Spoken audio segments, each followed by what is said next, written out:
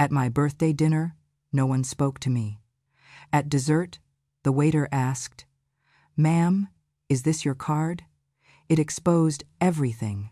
I always thought the saddest kind of loneliness was the kind you feel in a crowded room, and that night at my 78th birthday dinner proved it. They talked around me, over me, through me, as if air filled my chair instead of a living woman. I watched my son Johnny raise his voice so the waiter could hear him say, "My mom? She just lives off the past. She hasn't done anything useful in decades."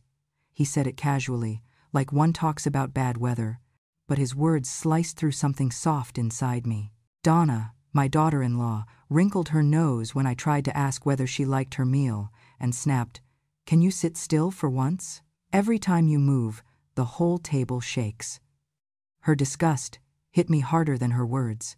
Tyler, my 17-year-old grandson, chuckled while scrolling through his phone and muttered, "Careful, Grandma might forget where she is again." I felt my face heat even as I kept my hands folded in my lap. No one spoke to me. Not one person said, "Happy birthday." They chatted about vacations, promotions, football highlights, all the things that had nothing to do with me, while I sat like a prop someone forgot to remove. I kept wondering how I became the shadow in a celebration meant for me, how the people I once fed, clothed, and tended could now behave as if I were an inconvenience they were forced to drag along. Maybe the most painful truth was that I genuinely did not know what I had done to deserve their coldness. Maybe the deeper truth was that they did not need a reason at all. Around the 200th second of silence directed at me, I felt something else rising, the realization that their cruelty was not new, just louder. If you've made it this far into my memory, then you understand the kind of silence that breaks a person long before any words do. If you feel justice deserves celebration, smash that hype button. Let us keep stories like this alive, echoing far, far away. Your support helps us bring understanding and love to those who deserve it. Thank you so much. Keep listening. Johnny laughed loudly at something Donna whispered, and I tried to smile as if I were included, but he caught my expression and rolled his eyes. "Mom always does that," he said. "Acts like she's part of conversations that are way past her time." I lowered my gaze to my napkin, tracing the stitched edges with my fingers. When the waiter refilled my water, he smiled politely at me, and for a brief second I felt more seen by a stranger than by my own blood. Donna leaned closer to Johnny and said in a sharp whisper that was never meant to be truly quiet, "She should have stayed home." "She slows everything down," Tyler chimed in. "Yeah, and she keeps asking questions. Just let us eat, Grandma." Something heavy settled in my chest, but I forced myself not to flinch. I kept hearing their voices as if through a tunnel, clipped, irritated, impatient, each word pushing me further into a corner of my own birthday. When the plates from the main course were cleared, I thought maybe, just maybe, dessert would bring a softening. Birthdays came with cakes, candles, some shred of affection, even in the most strained families. I held on to that thin hope. But when the waiter approached with a small plate in his hand, no one looked at me. Donna scrolled through her phone. Tyler filmed the chocolate fountain behind us. Johnny checked his watch. Not a single eye turned my way.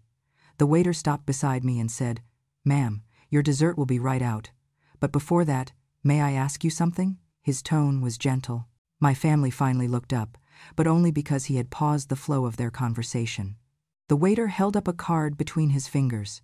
"Ma'am, is this your card?" The moment he asked it, Johnny sat straighter, Donna's lips parted, and Tyler finally pulled out an earbud. Their faces shifted, not with concern, but with something sharper, something I could not name yet. My pulse picked up. The card glinted under the light, and although I could not see it clearly from where I sat, I felt, with a strange chill, that nothing about this birthday was accidental. The question hung in the air like a match, ready to ignite everything around it. And then I understood. Whatever had been brewing between them all night was now beginning to surface. The card was the first crack in the veneer, the first signal that the cruelty I sensed was not random but part of something larger, something meant for me.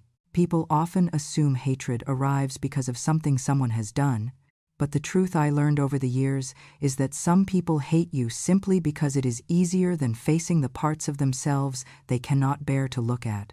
When I look back, I can see exactly when Donna's resentment began, long before she felt bold enough to treat me the way she did at that birthday dinner. It started the day she realized the town of Fairhope loved me in a way she believed she deserved. I never asked for praise, but back in 1983, when a hurricane tore through Alabama and left our small community wounded and half-drowned, I was the head nurse on duty.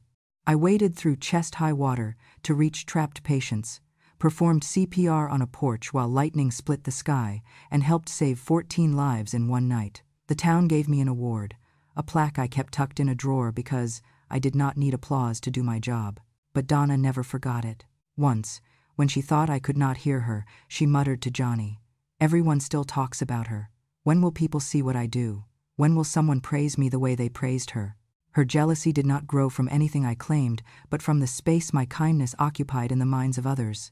Johnny's resentment came from somewhere stranger, deeper, and sadder. After my husband died in a mill accident in 1987, I raised Johnny alone, working night shifts, double shifts, whatever shifts were needed, to keep him fed and safe. People called me strong. They told Johnny he had a strong mother. But instead of pride, those words planted something like shame in him. As a boy, he felt overshadowed by my resilience.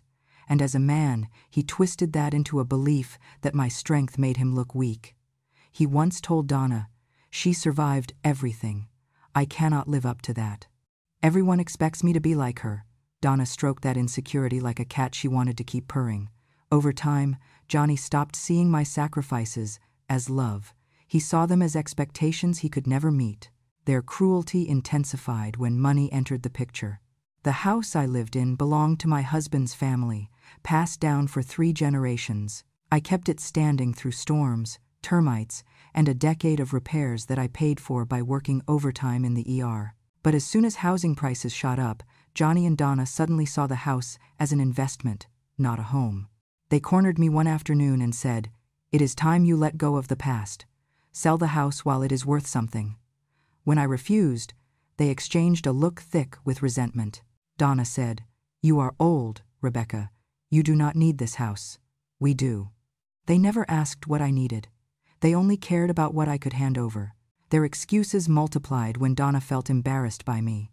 She had reinvented herself after her second bankruptcy, pretending she had always been part of a polished, sophisticated circle. Meanwhile, I still wore the clothing my generation grew up with: simple dresses, old quilted jackets, shoes that lasted longer than trends. Donna once hissed to her sister on the phone, "She makes us look cheap. Her outfits scream small town." The irony was almost laughable. Donna, who spent recklessly, who ruined their credit twice, who filled closets with clothes she could not afford, was ashamed of me because I chose durability over pretense. The double standard became impossible to ignore. She called me unworthy of the family name, even though she was the one who drained bank accounts, borrowed money she never repaid, and looked down on others while standing on financial sand.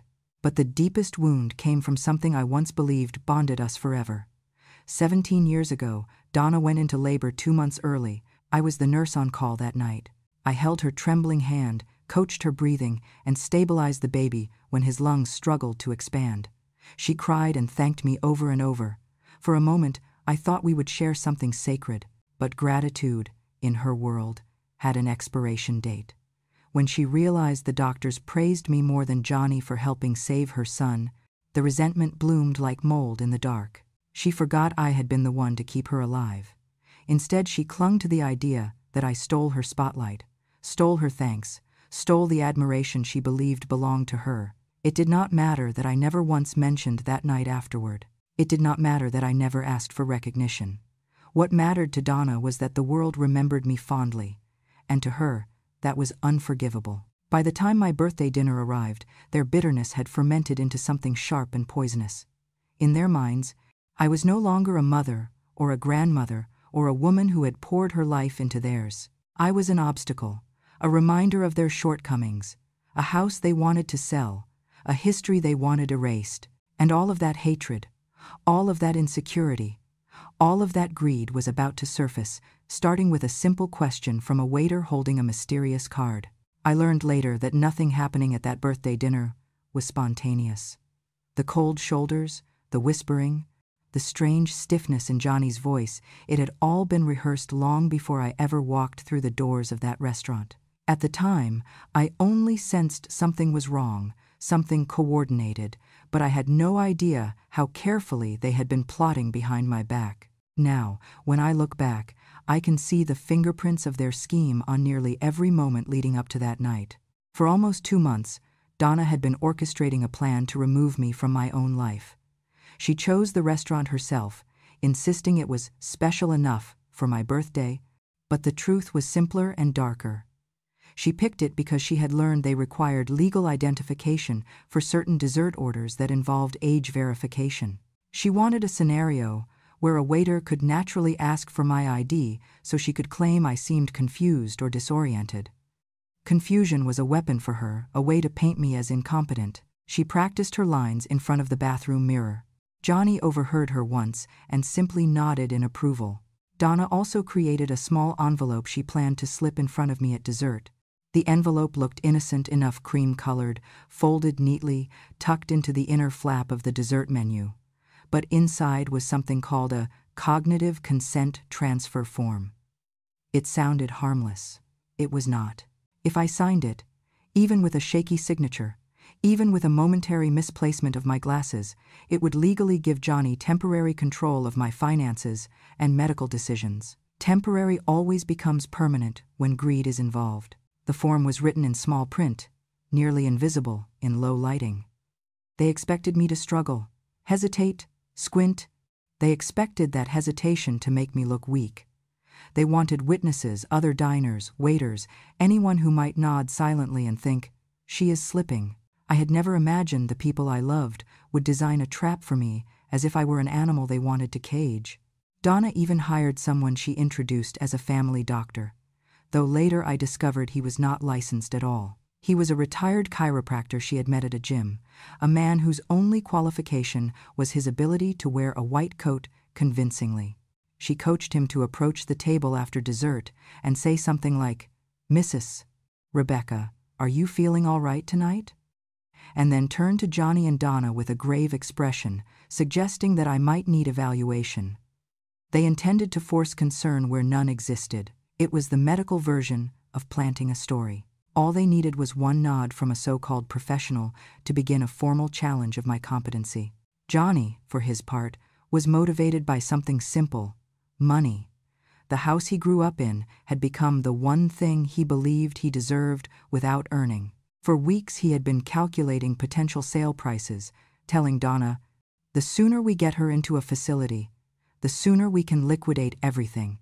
He said the word facility with a coldness that still chills me when I replay it in my mind. Not home, not care. Facility, somewhere to store me until the paperwork cleared. Tyler contributed in a different kind of cruelty, the kind born from the age of social media.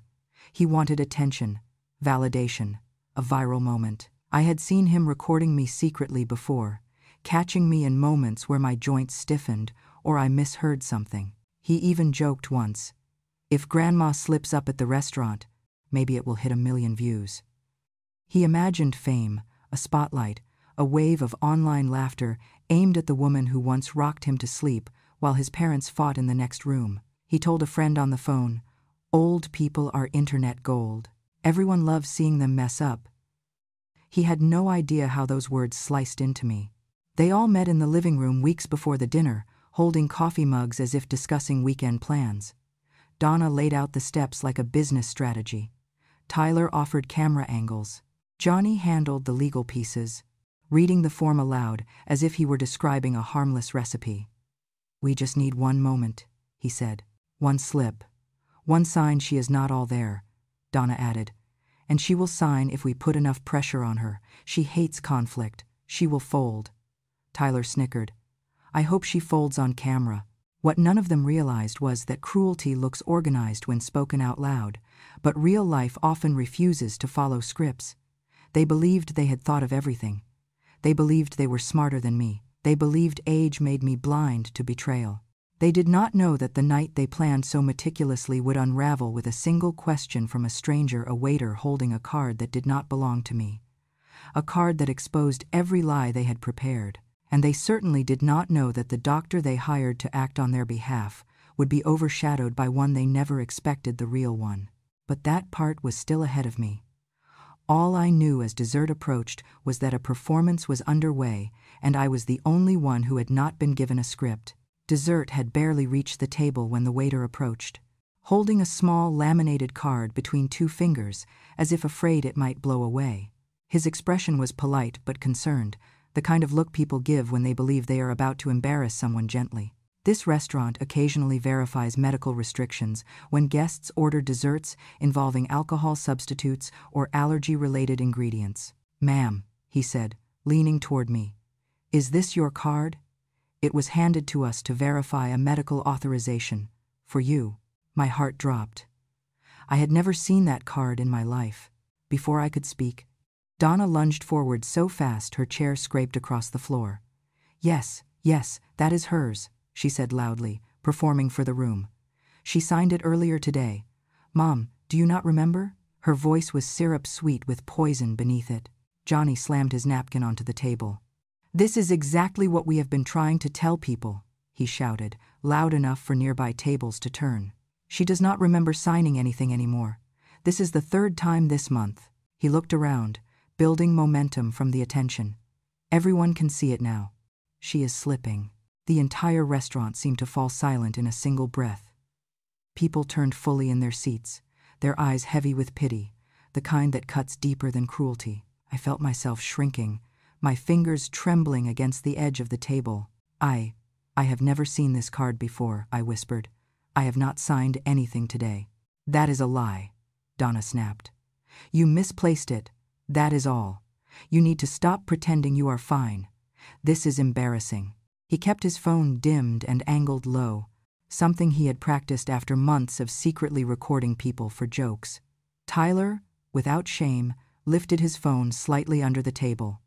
Recording. He kept the screen dimmed and angled down, practiced after months of filming people without them noticing. "Guys, she literally does not remember," he whispered to the camera, voice dripping with mock shock. "This is unreal." The waiter looked uncomfortable. "Ma'am, the signature on the card, are you sure it is not yours?" He tilted the card, revealing a looping, elegant signature. "Rebecca Hartwell," written in a style I had abandoned decades ago because arthritis reshaped my hands. The signature shimmered under the lights, crisp and youthful, a version of me frozen in the past. "That is not how I sign anymore," I said quietly. "I cannot write like that now." Johnny scoffed loudly. "Oh, come on, Mom. You expect us to believe you forgot your own handwriting too?" His words were blades, each one sharpened with months of resentment. Donna folded her arms triumphantly. "Just admit, you are confused. It is okay. It happens at your age." Her tone made something inside me crack, not anger yet, but a trembling that felt dangerously close. The waiter frowned, lifting the card closer to his eyes. "Actually," he said slowly, "this signature looks familiar. I have seen it before." His brows drew together. "Yes, I recognize it." A hush fell over our table. Donna's jaw tightened. Johnny's eyes darted to hers, searching for reassurance. Tyler lowered his phone an inch, but kept recording. The waiter inhaled slowly. "Ma'am," he said, addressing me now with genuine concern, "did you authorize this card at all? Because something here is not consistent." Before I could respond, Donna slammed her palm onto the table, rattling the silverware. "Stop asking her. She does not know what she is talking about. She is confused. This is exactly why we need to take control of her affairs. She is a danger to herself. Honestly, she should not even live alone anymore." Her voice rose, shrill and dramatic, but the performance was beginning to unravel. People stared not at me this time, but at her. Johnny jumped in, desperate to regain control. "Look, she is shaking," he said, pointing at my trembling hands. "See? She cannot even recognize her own card. That proves she needs us to handle things." But the waiter stepped back. Firm now. "Sir, with all due respect, I am not comfortable with this. Something is not right. His skepticism landed like a spark in a dry forest. The room shifted. The mask Donna had worn so proudly began to crack, not because I defended myself, but because their lie had collided with a truth they had not anticipated. The truth was simple. A forged signature never hides perfectly, and this one, stolen from the past, was about to expose far more than they intended. Just as the waiter's doubt began to spread across the room like a quiet ripple, a voice rose from a nearby table, steady, firm, unmistakably authoritative. "Excuse me," the man said, standing slowly. "May I see that card?" I turned, and for a moment my breath stalled. Dr. Benjamin Turner. I had not seen him in nearly 40 years. He had been a gawky, shy 10th grader terrified of needles, and I was the school nurse who taught him how to steady his hands, how to breathe through panic, how to care for others even when fear tried to choke him. He grew up to become one of Alabama's most respected geriatric physicians. Tonight, he was here, at the same restaurant, at the moment my family was trying to erase me. The waiter handed him the card. Dr. Turner studied it only a few seconds before his eyebrows shot upward.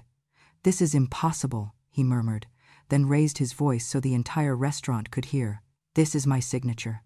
Silence struck the room like a bell. Donna's fork clattered against her plate.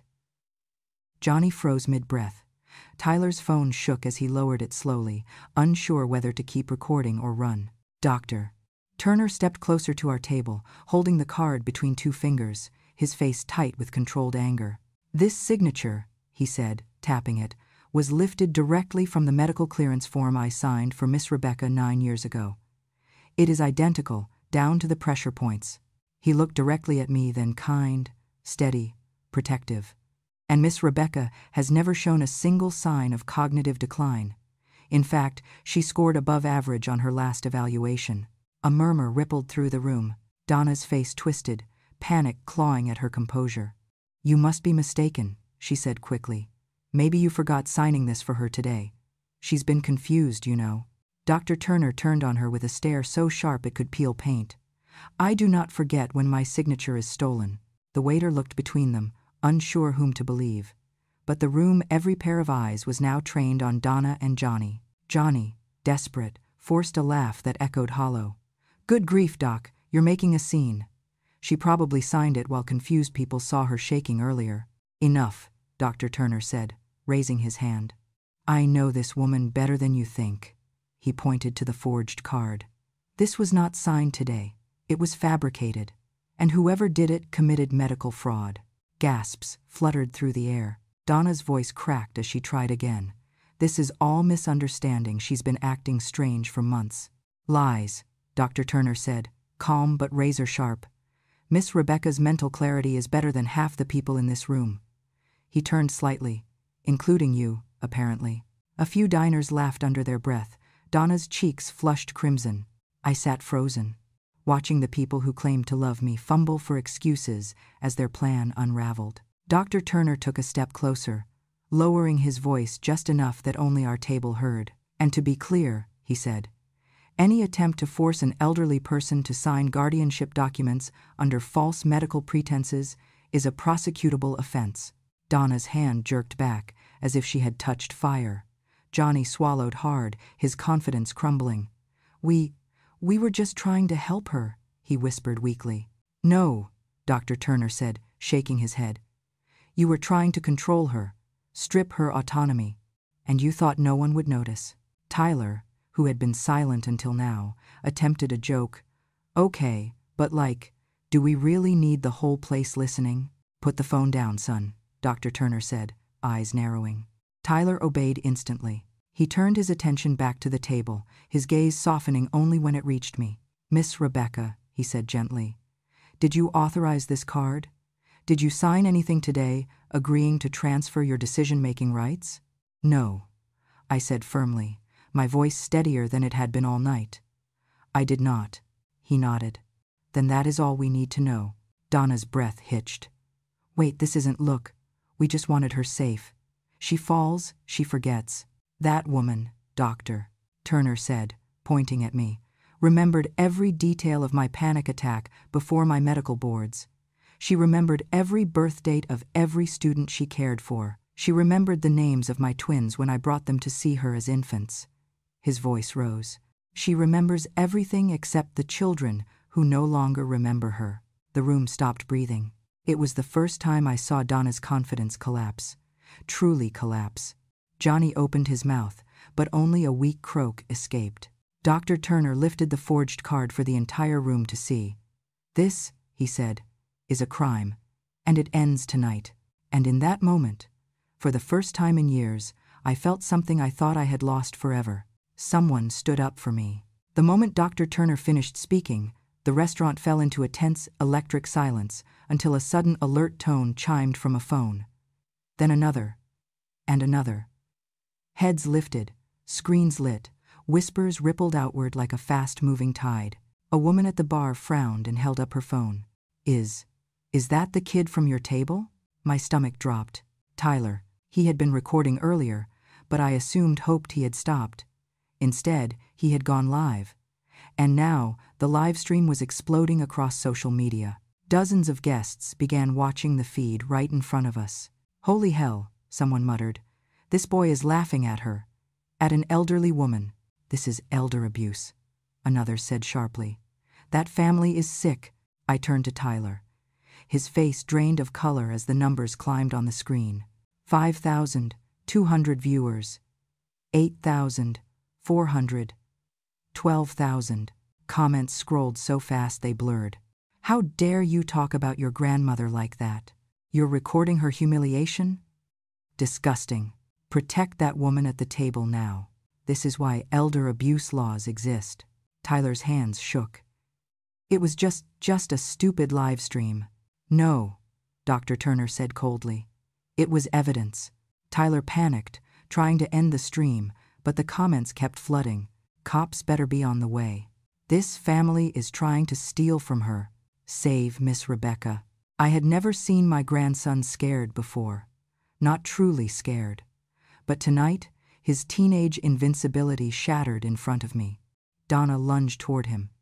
"You idiot! How could you broadcast everything? You told me it would be funny."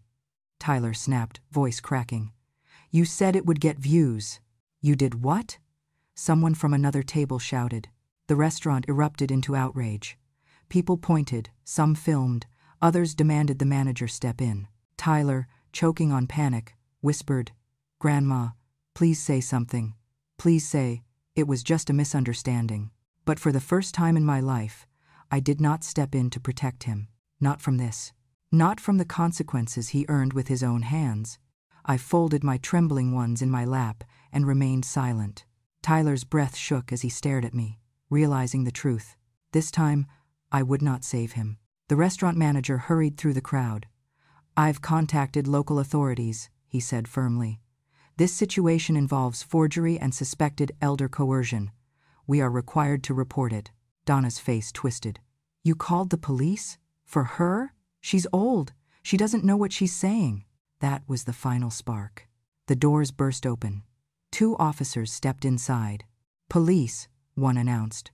"We received multiple reports of elder abuse, attempted fraud, and illegal acquisition of guardianship documents." Donna shrieked, "This is a family matter. We were only trying to do what's best for her." The officer turned calmly toward her. "Ma'am, you just admitted intent to interfere with an elder's legal autonomy." "That's not what I said." "Oh, it is," another diner said, "and I have it all recorded." Phones lifted across the room like an orchard of glowing fruit. Donna lunged toward the officer. "We're her family. We deserve that house. She doesn't even use all the rooms she doesn't need it." A collective gasp spread across the restaurant. Johnny tried to pull her back. "Shut up, Donna, for God's sake." "No!" she screamed. "I'm tired of pretending. She hoards everything, memories, old junk, and that stupid house. She clings to the past like it's some trophy. And if she would just die already, we could move on." Her words sliced through the air, sharp enough to silence even the clattering dishes in the kitchen. Johnny looked horrified. Tyler stared at his mother like she was someone he had never met. The officer stepped forward. "Ma'am, put your hands behind your back." Donna stumbled backward. "What? Wait, no. She's lying." The old woman is confused. She's always confused. The officer did not raise his voice. The only confusion here is yours, ma'am. You believed this behavior would go unpunished. She fought, but the officers restrained her quickly. As they pulled her hands into cuffs, she screeched, "She ruined our lives. She's worthless. She should have stayed gone after her husband died." My chest tightened. I had suspected for years that Donna resented me, but hearing the full ugliness, spoken without restraint, was something else entirely. Johnny stepped backward, shaking, now alone without his wife's bravado. All eyes turned to him. The officer addressed him calmly. "Sir, we will need to ask you a series of questions regarding your involvement." Johnny's voice collapsed into a whisper. I didn't think it would go this far." "It always goes this far," Dr. Turner said quietly, "when cruelty becomes habit." As Donna was led outside, kicking and screaming, Dr. Turner inhaled deeply and turned to the officer. "Before you finish here, there is something I need to say. Something that matters." His gaze softened as it settled on me. "This woman," he began, voice carrying across the entire restaurant, "saved more lives than any of us could count. Some of you may know that she was a decorated nurse during the 1983 hurricane, but you don't know the whole story." Donna, mid-struggle near the door, froze. Johnny lifted his eyes. Even Tyler stopped trembling. Dr. Turner continued, 17 years ago, when my wife went into premature labor, it was Miss Rebecca who kept her alive until the ambulance arrived. She worked for 40 minutes to stabilize her while the storm knocked out the phones. My wife and my daughter would have died that night without her." A hush fell over the room. Warm, heavy, reverent. My hands began to shake, not from fear, but from memory. I remembered that night. I remembered the panic, the storm, the slipping heartbeat beneath my palms. I had never told the story. I never expected recognition. But Dr. Turner's voice trembled as he spoke. "She became a hero in our home. My children grew up calling her Aunt Rebecca. My wife said she owed her life to her." He swallowed. "I owe my entire world to her." Gasps, murmurs, soft tears filled the room. Donna stopped fighting against the police officers, her face stretched with disbelief. "I hated her for years," Donna whispered, shaken. "And she saved your wife?" Dr. Turner nodded. "And do you know the cruelest part?" he added, glancing at her. "You benefited from that too, because the obstetrician who treated your complicated pregnancy was the very doctor who learned emergency protocols from her case." Donna crumpled. Johnny leaned heavily against a chair, as if the ground beneath him could no longer be trusted. Tyler stared at me, eyes wide with guilt, the first hint of humanity softening the arrogance in his face. For the first time all evening, I felt the room shift not away from me, but toward me. Dr. Turner placed a steady hand on my shoulder. "And while you abandoned her," he told my family, "she never once spoke an unkind word about you. Not once." A woman nearby sniffed loudly. Another man shook his head at my family with open contempt. The officer finally spoke. "We will continue our investigation. Miss Rebecca, you may decide whether to press charges, and we will ensure your safety from this point on." I breathed out slowly, the weight of decades lifting in the space of a single moment. Donna was escorted through the door, stunned into silence. Johnny followed, hands shaking. Tyler trailed behind them, his live stream still echoing through the phones of half the restaurant. And I, an old woman who had spent years disappearing inside her own family, sat upright, feeling visible for the first time in far too long. The truth had come out, and it saved me. For a long moment, after Donna, Johnny, and Tyler were escorted toward the entrance, the restaurant was thick with stunned silence. Every eye remained on me, not in pity, not in mockery, but in a quiet, reverent suspense. "Doctor." Turner squeezed my shoulder gently before stepping aside, giving me room. Because now, everyone sensed it. The night was not over. Not for them. Not for me. Not for the truth they had tried so hard to bury. I rose slowly, not with trembling weakness, but with the steadiness of a woman who had been preparing for this exact moment far longer than anyone knew. I felt the strength in my spine return, the one they tried to bend for years. "Ma'am," one of the officers said softly, You don't need to speak if you don't want to. But I did. I needed to. My family turned back toward me, Donna, with wild, cornered eyes, Johnny pale and sweating, Tyler frozen like a child caught stealing. I took one breath and spoke clearly enough for the whole restaurant to hear. You keep saying you want what's best for me, I said, my voice calm, level. But what you really want is what you think belongs to you. Donna scoffed, trying to gather shards of dignity. Please. We know what you have. We know what that house is worth. We were trying to manage your affairs before you. Before I what? I asked. Before I became inconvenient? Her jaw clenched. Good. I stepped forward one pace. There is something you should all know. Something I chose not to share until the day you forced my hand. Johnny narrowed his eyes. Mom, what are you talking about? You believe, I continued quietly, that everything I own still belongs to me. That I am a vulnerable, confused old woman clinging to assets you think you're owed. Tyler swallowed hard. Aren't you? A soft laugh escaped me, not cruel, but tired. Tired of the years of blindness in front of me. No, I said. Not anymore. And not for a very long time. Donna's breath hitched. What do you mean?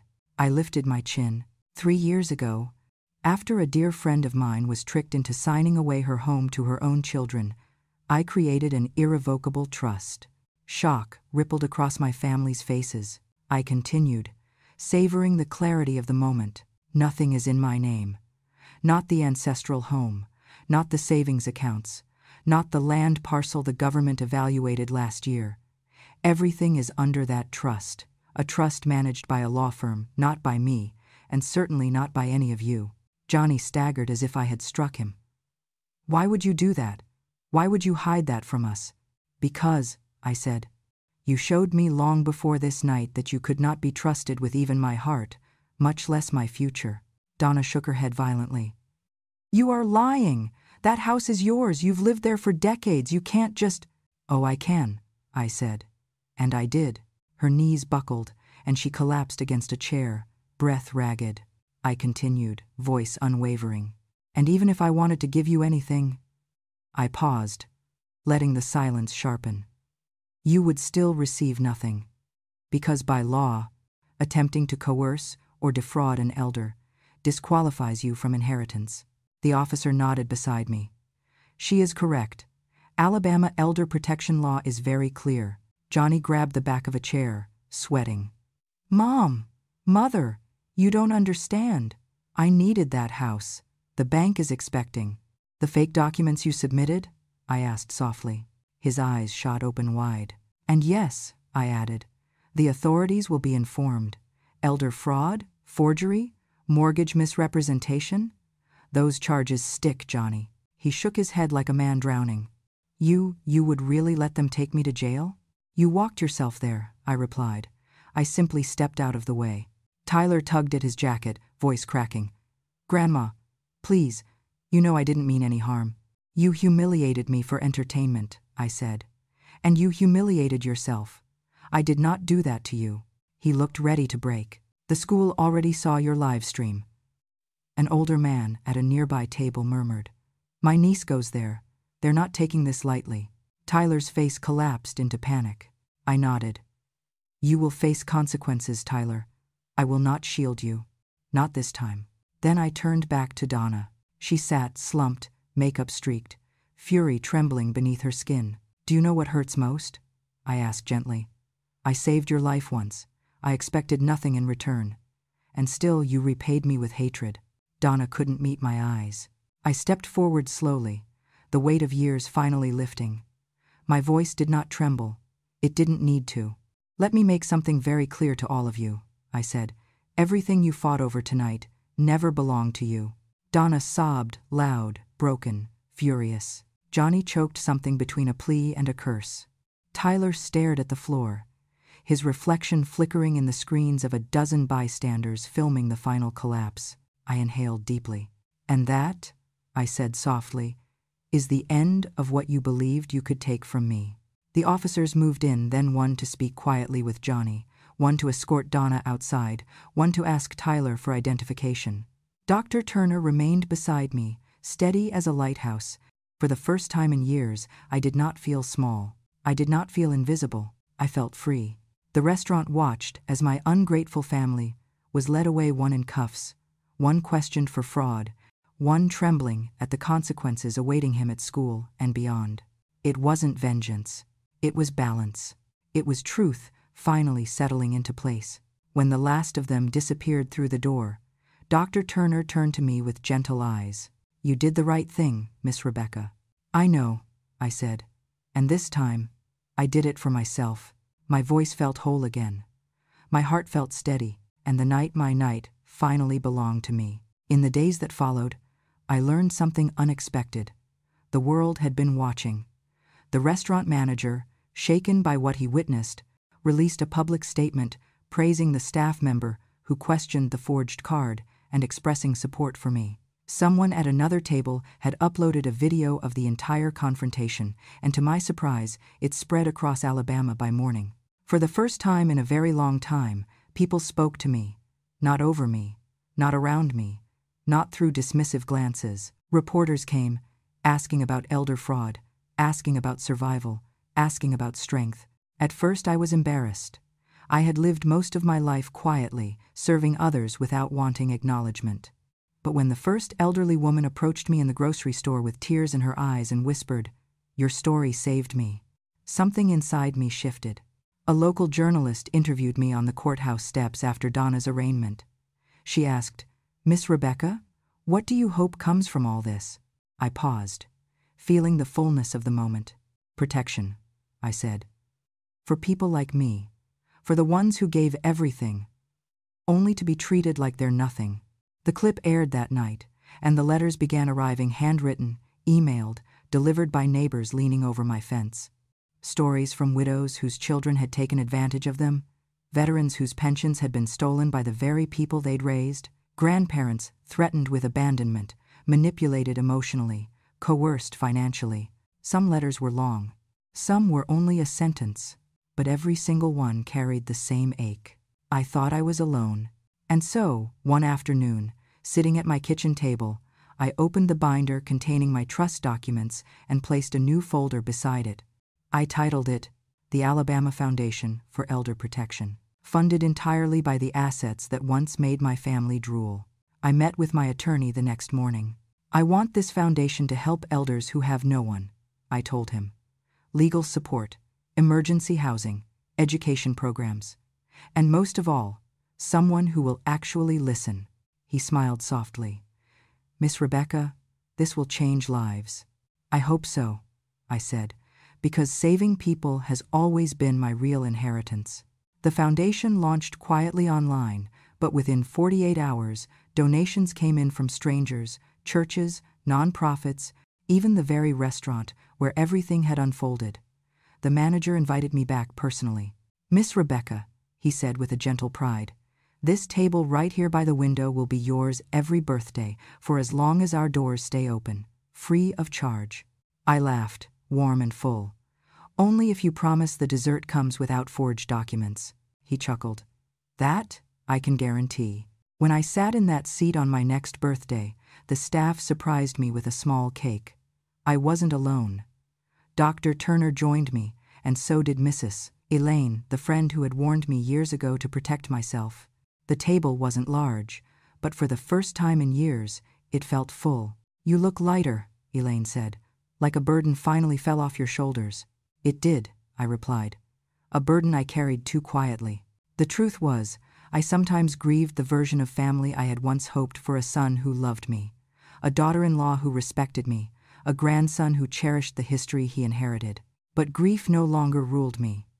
I had learned something essential. Losing the people who only pretended to love you is not a loss. It is a release. Weeks later, a mail carrier handed me a large package filled with letters, hundreds of them, from people across Alabama, thanking me for speaking up. Some sent photos, some shared their stories, some simply wrote, "Thank you for giving us courage." I sat in my living room, sunlight warming the floorboards, reading letter after letter until my hands trembled from the weight of it all. Not sadness, not exhaustion. Purpose, true, steady, undeniable purpose. That night, before bed, I stood at my window, overlooking the yard. The same yard my family once plotted to steal. The same yard that now funded the protection of people who needed it more. For the first time in my life, I felt entirely, completely free. I whispered into the quiet room, tasting the truth as I said it. I lost a family, but in the end, I found myself again. And for the first time in many years, I blew out my birthday candle with a wish that wasn't for them. It was for me, and I knew finally that I deserved it. And if you stayed with me until this very last moment, then thank you, truly. Stories like mine are not just stories. They're reminders that even the quietest voices deserve to be heard, that even in old age our truth still matters, and that dignity is something no one, not even family, has the right to steal from us. If my journey moved you, if it opened your heart, if it made you think of someone you love or someone you've lost, then I hope you'll walk with me a little farther. Please subscribe to Grandma True Stories. Your support keeps these stories alive. Your presence gives strength to people who feel invisible. Your click, your listening, your kindness, they help shine a light into places where silence has lived too long. Thank you for sitting with me. Thank you for hearing me. And thank you for letting my story become part of your day. Until our next tale, stay gentle, stay brave, and remember, sometimes the greatest freedom comes the moment we finally choose ourselves.